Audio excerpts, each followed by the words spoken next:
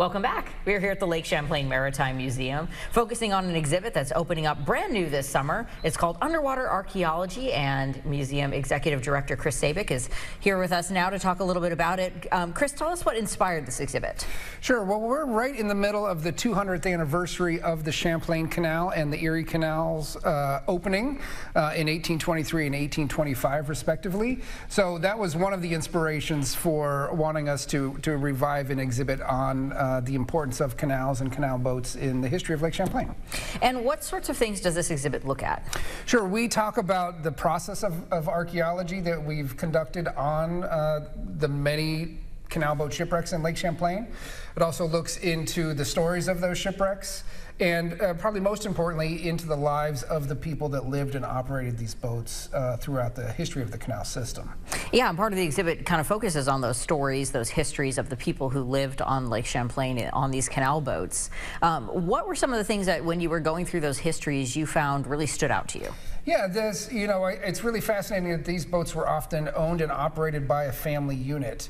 And therefore you had, not only the men operating the vessel, but you often had their wives and children living on board the boat with them.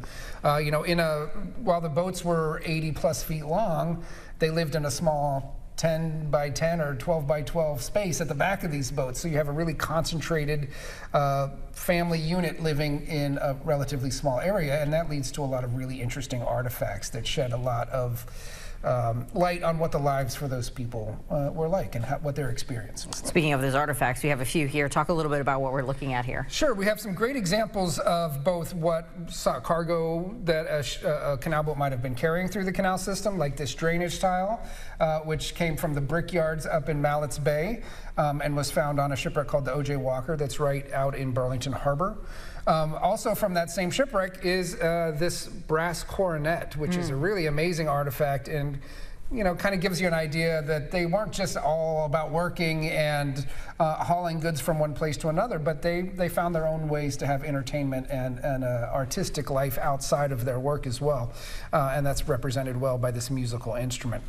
And there was definitely a lot of domestic activity happening in the cabins of these canal boats. We have things like these salt and pepper shakers. Those definitely are recognizable, like, oh, yep, salt and pepper shakers. Yeah, those are from a shipwreck called the Sloop Island Canal Boat that's located just near the Charlotte to Essex ferry crossing.